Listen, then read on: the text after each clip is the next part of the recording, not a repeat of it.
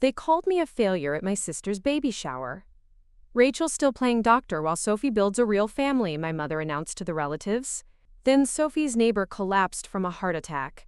As I performed CPR, the paramedic who arrived looked at me in shock and said, "Dr. Martinez? You're supposed to be at Seattle General. Everyone, this is our Chief of Cardiothoracic Surgery." The silence was deafening. They called me a failure, but the medical world knew exactly who I was. The rain in Portland felt colder than usual as I pulled my 10-year-old Subaru into the driveway of my childhood home in the Alberta district. Before we jump back in, tell us where you're tuning in from, and if this story touches you, make sure you're subscribed. Because tomorrow, I've saved something extra special for you. The modest 2-story house still wore the same faded blue paint my father had applied before his heart attack 5 years ago. The small front garden that Mom meticulously maintained bloomed with late spring flowers, their cheerful colors a stark contrast to the dread settling in my stomach.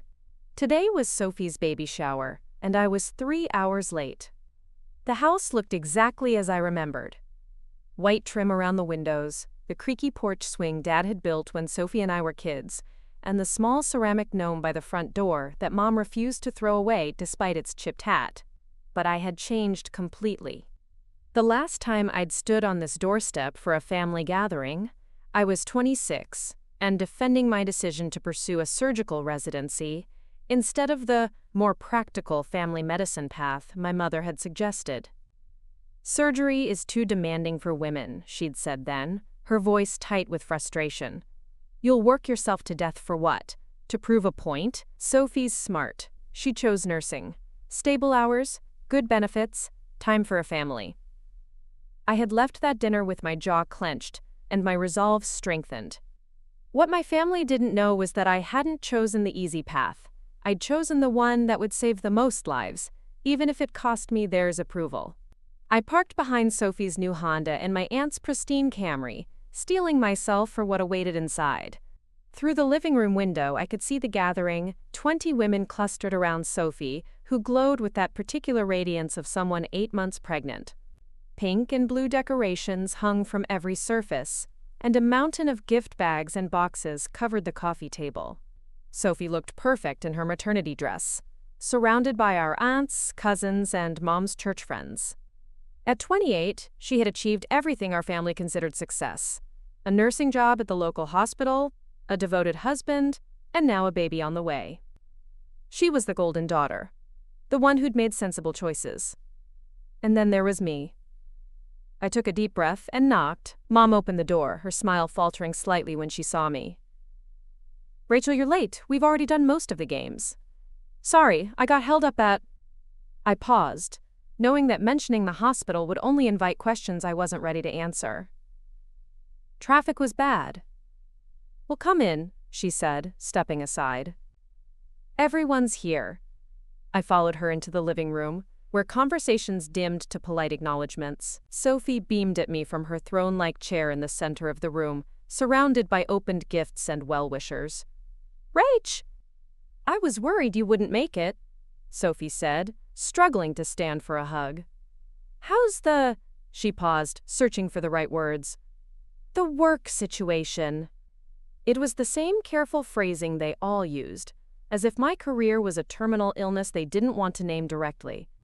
"It's good," I said simply, accepting hugs from aunts who smiled with the particular brand of pity reserved for family disappointments. Aunt Marie, Mom's youngest sister, was the first to voice what everyone was thinking.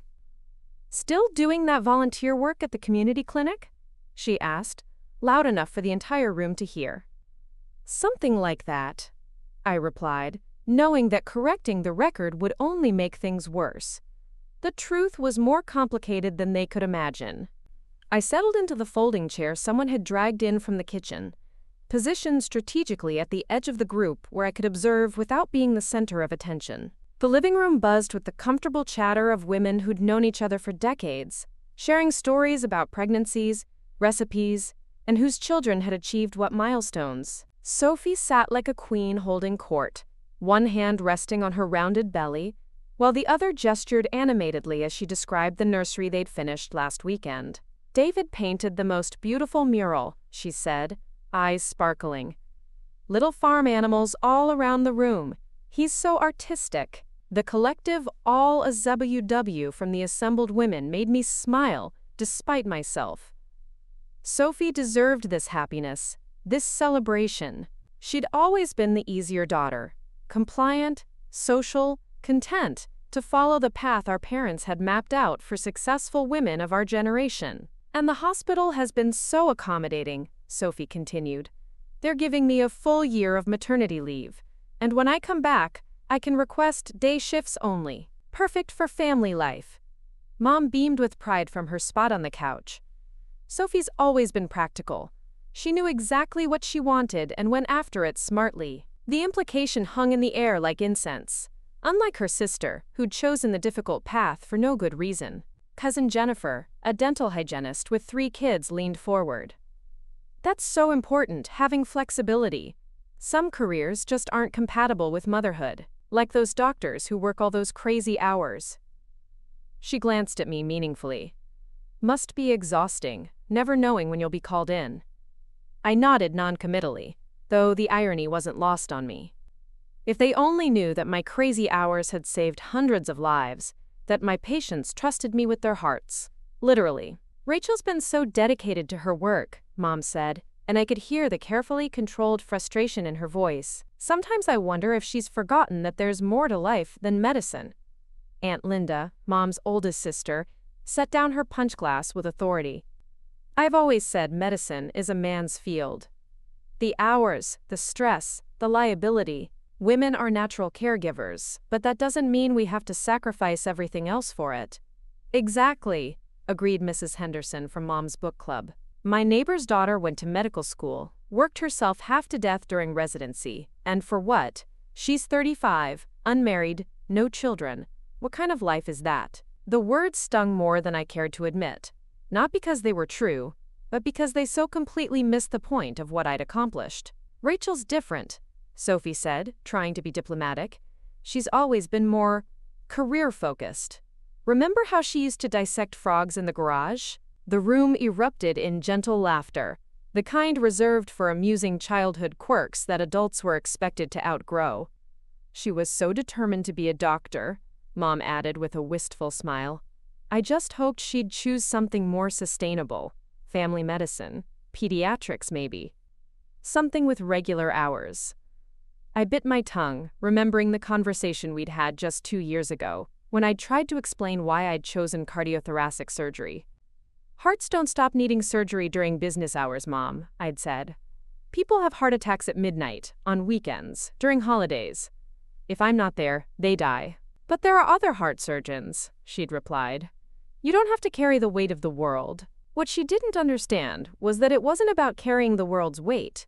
It was about carrying the specific weight I was uniquely qualified to bear. Well, at least she's helping people, said Cousin Rebecca diplomatically, even if it's just at that little clinic.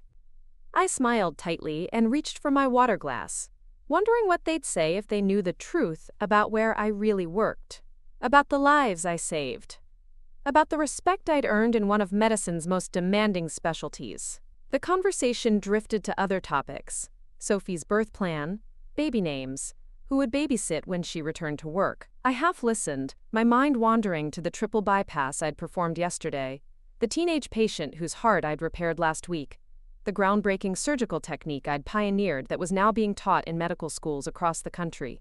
But here, in this room full of people who'd known me since childhood, I was just Rachel, the daughter who'd made impractical choices, who'd prioritized medicine over marriage, who still lived alone and drove an old car because she was probably struggling financially. If only they knew that my little clinic work was actually saving lives at one of the nation's most prestigious hospitals. I settled into the folding chair someone had dragged in from the kitchen, positioned strategically at the edge of the group where I could observe without being the center of attention. The living room buzzed with the comfortable chatter of women who'd known each other for decades, sharing stories about pregnancies, recipes, and whose children had achieved what milestones. Sophie sat like a queen holding court, one hand resting on her rounded belly, while the other gestured animatedly as she described the nursery they'd finished last weekend. David painted the most beautiful mural, she said, eyes sparkling. Little farm animals all around the room. He's so artistic. The collective all a ZWW from the assembled women made me smile, despite myself. Preparing and narrating this story took us a lot of time, so if you are enjoying it, subscribe to our channel. It means a lot to us. Now back to the story. Sophie deserved this happiness, this celebration.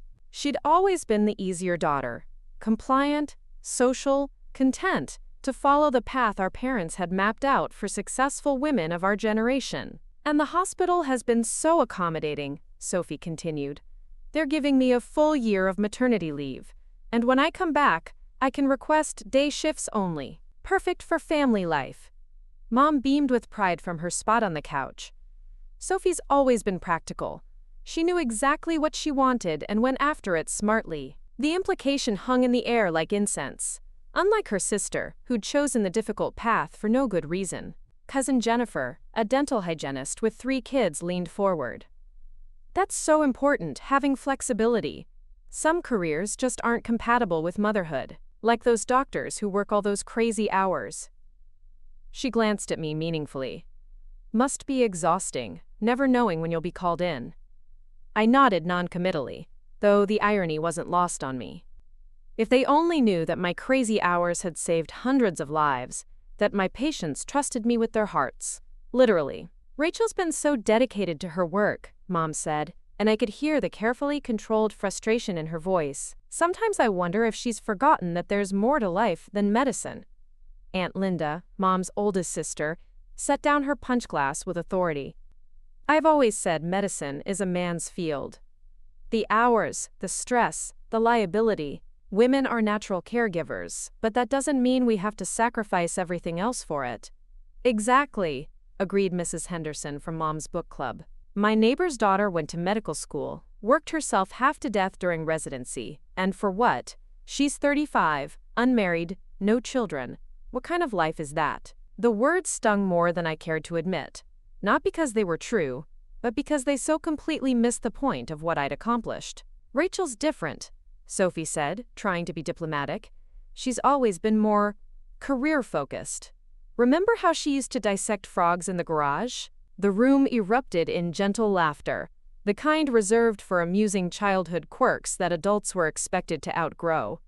She was so determined to be a doctor, Mom added with a wistful smile. I just hoped she'd choose something more sustainable. Family medicine, pediatrics maybe. Something with regular hours. I bit my tongue, remembering the conversation we'd had just 2 years ago, when I'd tried to explain why I'd chosen cardiothoracic surgery. Hearts don't stop needing surgery during business hours, Mom, I'd said. People have heart attacks at midnight, on weekends, during holidays. If I'm not there, they die. But there are other heart surgeons, she'd replied. You don't have to carry the weight of the world. What she didn't understand was that it wasn't about carrying the world's weight. It was about carrying the specific weight I was uniquely qualified to bear. Well, at least she's helping people, said Cousin Rebecca diplomatically, even if it's just at that little clinic. I smiled tightly and reached for my water glass, wondering what they'd say if they knew the truth about where I really worked, about the lives I saved, about the respect I'd earned in one of medicine's most demanding specialties. The conversation drifted to other topics: Sophie's birth plan, baby names, who would babysit when she returned to work. I half listened, my mind wandering to the triple bypass I'd performed yesterday, the teenage patient whose heart I'd repaired last week, the groundbreaking surgical technique I'd pioneered that was now being taught in medical schools across the country. But here, in this room full of people who'd known me since childhood, I was just Rachel, the daughter who'd made impractical choices, who'd prioritized medicine over marriage, who still lived alone and drove an old car because she was probably struggling financially. If only they knew that my little clinic work was actually saving lives at one of the nation's most prestigious hospitals. What they didn't know was what I'd been building during those 8 years they thought I was struggling. While they assumed I was volunteering at some small community clinic, I was actually the Chief of Cardiothoracic Surgery at Seattle General Hospital, one of the most prestigious medical centers on the West Coast. It had started during my residency at Johns Hopkins, where I'd distinguished myself by developing a new minimally invasive technique for repairing mitral valve prolapse. The procedure reduced recovery time from 6 weeks to 10 days, and had a success rate of 98.7%. By my third year, cardiac surgeons from around the country were coming to observe my techniques. But I kept it quiet. Intentionally. Descoli, the medical world is small, and success in surgery often brings unwanted attention. Media interviews, speaking engagements, pressure to publish constantly, rather than focus on patient care. I'd watched brilliant surgeons get distracted by fame, their patient outcomes suffering as they chased the spotlight. I wanted to perfect my craft first. Seattle General recruited me straight out of residency with an offer I couldn't refuse. The youngest department chief in the hospital's history, my own surgical team, and unlimited resources to develop new techniques. They gave me complete autonomy to build the cardiac program from good to extraordinary. And that's exactly what I did. In 5 years, I'd transformed Seattle General's cardiac surgery department into one of the top-ranked programs in the nation. Our mortality rates were the lowest in the Pacific Northwest. Our wait times were shorter than any comparable facility. We performed surgeries that other hospitals deemed impossible. Complex congenital heart defects, high-risk transplants, experimental procedures that gave patients their only chance at survival. My team consisted of 12 of the most skilled cardiac surgeons in the country, doctors who'd left prestigious positions at Mayo Clinic and Cleveland Clinic to work with me. Together, we'd performed over 3,000 heart surgeries with a success rate that set national standards. But my family didn't know any of this. When they asked about my work, I gave vague answers about helping patients and working at a hospital. When they pressed for details, I changed the subject. It was easier than trying to explain the complexity of what I did, easier than watching their faces glaze over when I mentioned arterial bypass grafts or ventricular assist devices. The truth was, I'd grown tired of defending my choices. Every family gathering had become an intervention about my lifestyle, a concerned discussion about my priorities. So I'd simply stopped sharing. They saw my modest apartment and assumed I was struggling financially. What they didn't see was that I lived modestly by choice, that most of my income went to student loan payments and investments, that I was building wealth at a rate that would allow me to retire comfortably before I turned 50. They saw my old car and assumed I couldn't afford better. What they didn't know was that I'd driven that Subaru through medical school and residency, that it had been with me through every major milestone of my career, that I kept it for sentimental reasons even though my salary could easily cover a luxury vehicle. They saw my single status and assumed I was lonely and unfulfilled. What they couldn't understand was that my work was deeply fulfilling, that I went to bed every night knowing I'd used my skills to save lives, that the relationships I'd built with patients and colleagues were more meaningful than any romantic partnership I'd ever experienced. Just last month, I'd been featured on the cover of Cardiothoracic Surgery Today magazine as Surgeon of the Year. Their article described my innovative approaches to complex cardiac repairs and my role in training the next generation of heart surgeons. Medical schools across the country were incorporating my techniques into their curricula. But my family continued to worry about my career prospects, completely unaware that I was at the top of my profession, respected by peers worldwide, and making a difference in ways they couldn't imagine. The irony was profound. While they pitied my choices, I was living exactly the life I'd dreamed of since childhood.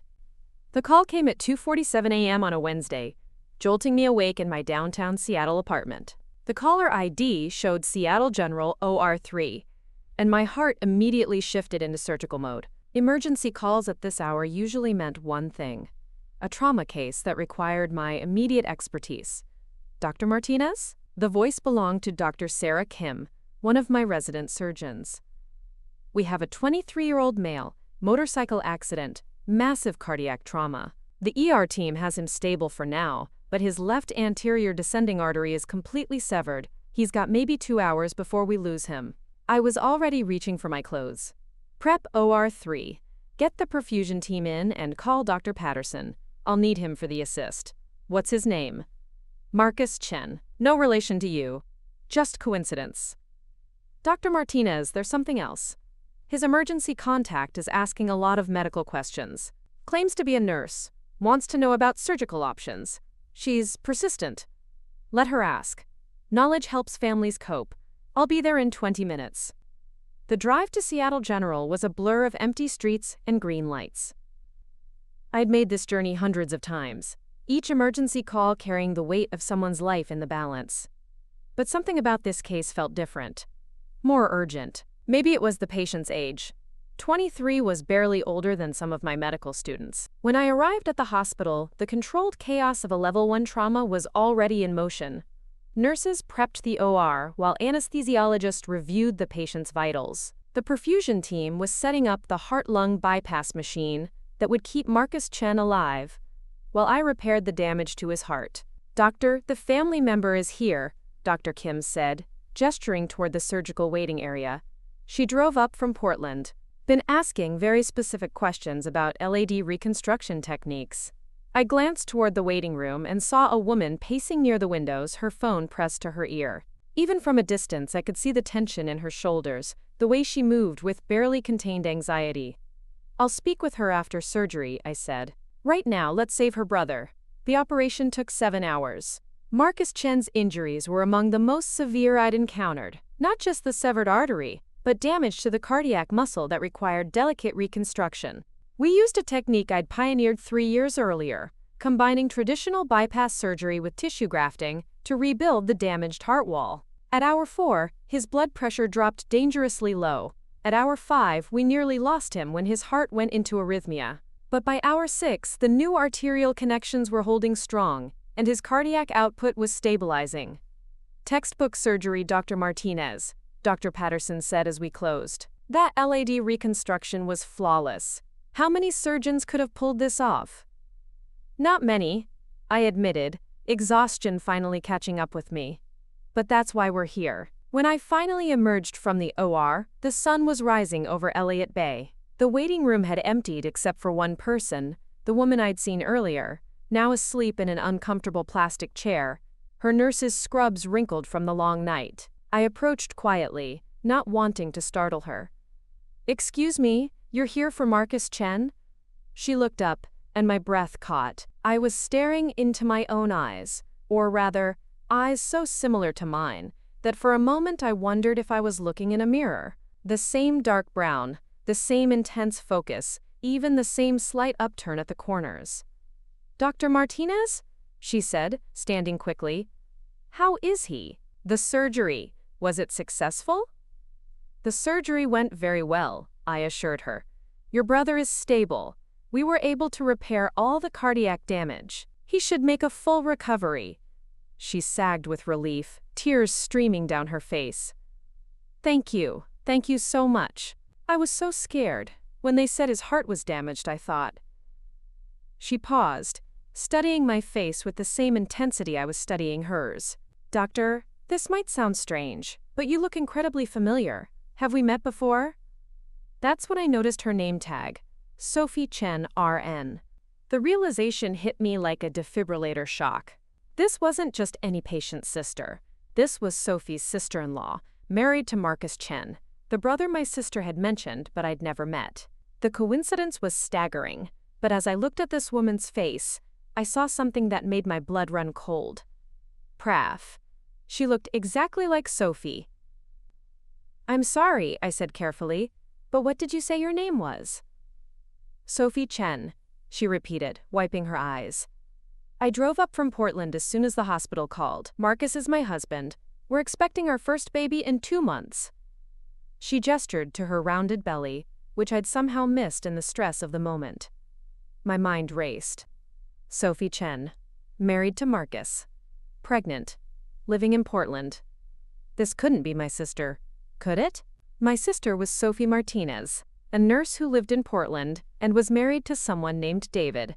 But as I studied her face more closely, doubt crept in. The eyes, the nose, even the way she tucked her hair behind her ear when nervous. It was all achingly familiar. "Sophie," I said slowly, "what's your maiden name?" She paused, looking at me strangely. "Martinez. Why do you ask? Do we know each other?" My world tilted on its axis. This was my sister, whose baby shower I'd attended just 6 hours ago, whose husband I'd just saved, who was standing in my hospital not knowing that her failure sister had just performed the surgery that saved her husband's life. "Sophie," I said, my voice barely a whisper, It's me. It's Rachel." For a moment, she just stared. Then her eyes widened with recognition and disbelief. "Rachel? What are you? How are you? But you work at a clinic." She looked at my surgical scrubs, at the ID badge hanging around my neck that clearly read, "Dr. Rachel Martinez, Chief of Cardiothoracic Surgery." "I need to sit down," she said weakly, reaching for the chair behind her. I helped her sit, my mind spinning with the implications. Of all the hospitals, of all the surgeons who could have been on call tonight, Marcus had ended up under my care. The universe had just forced my secret into the open in the most dramatic way possible. "Rachel, I don't understand," Sophie said, her voice shaking. "You're a surgeon? A heart surgeon? But Mom said, we all thought." "I know what you thought," I said gently. "I let you think it." "But why? Why didn't you tell us?" "This is incredible! You just saved my husband's life. You're the Chief of Cardiothoracic Surgery at Seattle General. Do you know how prestigious that is?" I sat down beside her, exhaustion from the surgery mixing with the emotional weight of this revelation. Because every time I tried to tell you about my work, it became a discussion about my choices. About how I should have picked something more family-friendly. About how surgery was going to ruin my life. Sophie's face crumpled. "Oh God, Rachel, today, at the baby shower, what Mom said about you." "Playing dress-up as a doctor," I finished. "Yes, I heard. We had no idea. We thought you were struggling, that you couldn't find a good position, that you were just volunteering somewhere." "Rachel, I'm so sorry." I reached over and took her hand. "Sophie, you have nothing to apologize for. You didn't know because I didn't want you to know. I was tired of defending my choices, tired of explaining why I loved what I do." She squeezed my hand, tears flowing freely now. "But you saved people's lives. You saved Marcus's life. How could we not understand how important that is? Because you saw the sacrifice without understanding the purpose," I said. "You saw the long hours, the missed family events, the single lifestyle, and you assumed I was unhappy." "Are you?" she asked quietly. "Happy, I mean?" I smiled for the first time in hours. "Sophie, I love what I do more than anything in the world. Every surgery is a chance to give someone their life back. Today, I gave your husband his life back. I gave your baby their father." She started crying again, but these were different tears. "I don't know how to tell Mom, how to tell everyone." "You don't have to tell them anything," I said. "But Sophie, Marcus is going to need follow-up care. He'll be my patient for the next several months. Eventually, this is going to come out." She nodded, understanding the inevitability of the situation. "Maybe," I said. "It's time for the truth." 2 weeks later, I found myself standing outside the same house where I'd been humiliated at Sophie's baby shower.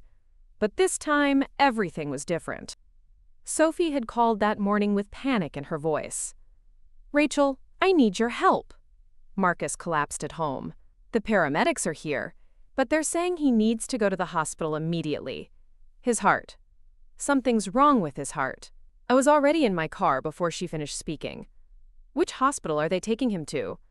"Portland General." "Rachel, I'm scared. What if the surgery didn't work? What if there were complications we didn't know about?" "Sophie, listen to me. Marcus is going to be fine. This is probably just a minor arrhythmia, completely normal after major cardiac surgery. I'm driving down now. I'll meet you at the hospital." "But you can't just show up at another hospital and start treating patients," Sophie said, confusion evident in her voice. "Actually," I said, pulling onto I-5, "I can. I have surgical privileges at Portland General. I've been consulting there for 2 years." The silence on the other end told me she was still processing the scope of what she didn't know about my career. When I arrived at Portland General, the emergency room was buzzing with the controlled chaos I knew so well. I found Sophie in the cardiac wing, pacing outside Marcus's room while Mom sat in a nearby chair, looking pale and worried. "Rachel!" Sophie rushed to me. "They've run all these tests, but no one will tell us anything definitive. They keep saying they need to consult with a cardiac specialist." "Where's the attending physician?" I asked. "Dr. Williams. He's been in with Marcus for the past hour." I walked to the nurse's station and flashed my credentials. This is Dr. Rachel Martinez, Chief of Cardiothoracic Surgery at Seattle General. I performed Mr. Chen's original surgery. I'd like to consult on his case. The nurse's eyes widened with recognition.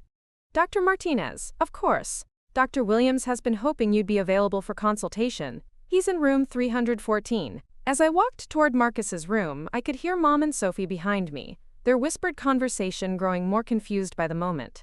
Did she just say Chief of Cardiothoracic Surgery? Mom's voice was barely audible. Mom, there's something I need to tell you about Rachel. Sophie started. I knocked on the door to room 314 and entered. Dr. Williams, a cardiologist I'd worked with several times before, looked up from Marcus's chart with visible relief. Dr. Martinez, thank God you're here. We've got some unusual rhythms showing up on the EKG. Nothing immediately life-threatening, but given the complexity of his original surgery, I wanted a cardiac surgeon's opinion before we proceed. I examined the EKG strips and checked Marcus's vitals. It's scar tissue formation around the graft site. Completely normal, but we need to adjust his medication to prevent further arrhythmias. Increase his beta blocker dosage and add a calcium channel blocker. He should be stable within 24 hours. Excellent. I'll write those orders immediately. Dr. Williams paused. Doctor? The family outside. They seem to think you're just a community clinic volunteer. Should I? Let me handle that conversation, I said. I walked back to the waiting area, where Mom and Sophie sat in stunned silence. A small crowd had gathered. Word had apparently spread that Dr. Rachel Martinez was in the building. 2 nurses had approached Sophie, asking if she was related to me. Mrs. Martinez, one of the nurses was saying to my mother, your daughter is famous here. She's consulted on some of our most complex cases. We have 3 patients on this floor whose lives she's saved with her surgical techniques. Mom looked up at me, her face a mixture of confusion and dawning realization. Rachel, what's happening? These people are talking about you like you're some kind of celebrity doctor. Before I could answer, Dr. Williams appeared in the hallway. Dr. Martinez, before you leave, could you take a look at Mrs. Patterson in room 308?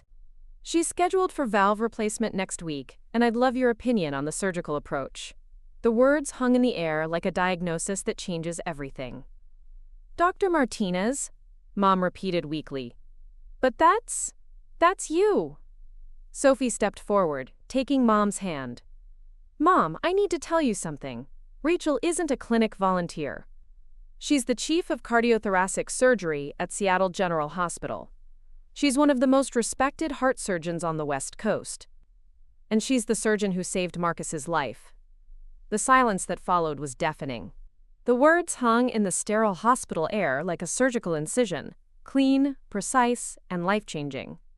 Mom's face went through a kaleidoscope of emotions: confusion, disbelief, recognition, and finally, something that looked like devastation. Chief of Cardiothoracic Surgery, she repeated slowly, as if testing each word. At Seattle General Hospital. More hospital staff had begun to notice my presence. Dr. Sarah Kim appeared from around the corner, having driven down from Seattle to assist with Marcus's follow-up care. Dr. Martinez, she called out, approaching with a chart in hand. I have the post-operative assessment you requested. The EKG changes are exactly what you predicted. Your surgical technique appears to have prevented the complications we typically see in cases this severe. She paused, noticing the small crowd that had gathered.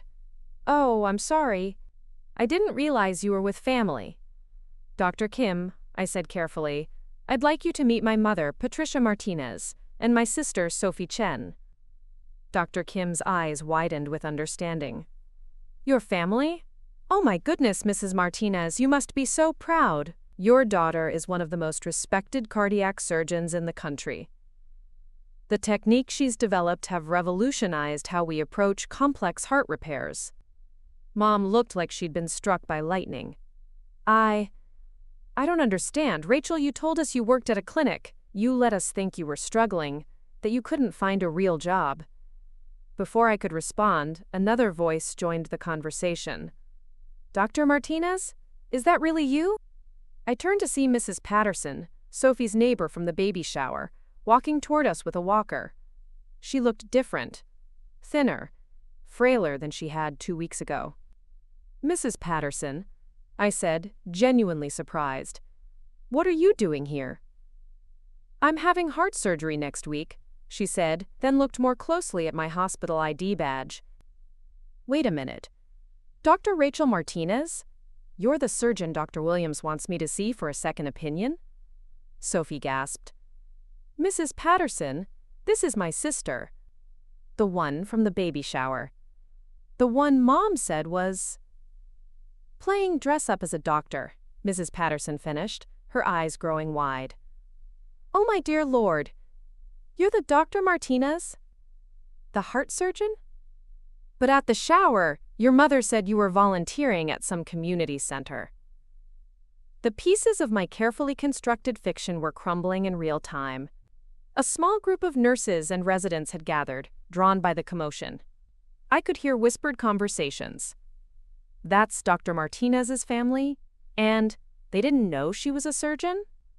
Dr. Williams approached, oblivious to the family drama unfolding. "Dr. Martinez, perfect timing. I have 3 consults I'd love your opinion on before you head back to Seattle. The valve replacement we discussed, plus 2 emergency cases that came in this morning." He turned to address my family. "I hope you realize what an extraordinary surgeon your daughter is. We've been trying to recruit her to Portland General for years, but Seattle won't let her go. Her patient outcomes are legendary." Mom finally found her voice. "How long?" she asked, her words barely audible. "How long have you been this?" 8 years, I said quietly, "since I finished my residency. 8 years." She repeated it like a prayer or a curse. "For 8 years, we've been worried about your career. For 8 years, we've been offering you advice, suggesting you find something more stable, telling you to give up on surgery." Sophie stepped closer to Mom, taking her arm for support. "Mom, at the baby shower, you used Rachel as an example of what happens when women choose the wrong priorities. You said she was isolated, unsuccessful, that she had nothing to show for her education." A nurse who'd been listening couldn't help herself. "Ma'am, your daughter has saved over 2,000 lives in her career. She's published research that's used in medical schools worldwide. Last year, she was nominated for the Denton Cooley Award for Excellence in Cardiac Surgery." The silence that followed was broken only by the distant sounds of hospital activity. Monitors beeping, announcements over the intercom, the soft shuffle of medical personnel going about their work. Mom looked at me with eyes I'd never seen before, not the eyes of a disappointed mother, but the eyes of a stranger meeting someone remarkable for the first time. 2,000 lives, she whispered. "Mrs. Martinez," Dr. Williams added gently, "your daughter didn't just save those lives. She gave those families what you have, the chance to watch their children grow up, to celebrate milestones, to build memories. Every surgery she performs is someone's father, mother, child getting a second chance." I watched as the full weight of what I'd accomplished, and what my family had failed to see, settled over the group like a heavy blanket. "Rachel," Mom said finally, her voice breaking, I don't know what to say. For the first time in 8 years, my family was seeing me exactly as I was. The drive back to Portland from Seattle General 3 days later felt different than any journey I'd made in years. This time, I wasn't dreading a family gathering. I was actually looking forward to it. Sophie had called that morning to invite me to what she called a proper celebration for Marcus's recovery. "Mom wants to cook your favorite dinner," Sophie had said, her voice warm with something I hadn't heard in years, genuine pride. "She's been researching cardiac surgery all week. She wants to understand what you do." When I pulled into the familiar driveway, I noticed something had changed. The modest 2-story house looked exactly the same, but the energy felt completely different. Through the living room window, I could see Mom at her laptop, reading intently. Sophie was setting the table with the good china, the same Wedgwood she'd used for special occasions. Mom opened the door before I could knock, and for the first time in years, her smile was completely genuine. "Rachel," she said, pulling me into a hug that lasted longer than any embrace we'd shared since I was a child. "I'm so glad you're here." Inside, the living room had been transformed into what looked like a medical research station. Medical journals were spread across the coffee table, and Mom's laptop displayed an article titled, "Advances in Minimally Invasive Cardiac Surgery." "I've been reading about your work," Mom said, gesturing to the papers. "The Martinez technique for mitral valve repair? Rachel, they named a surgical procedure after you."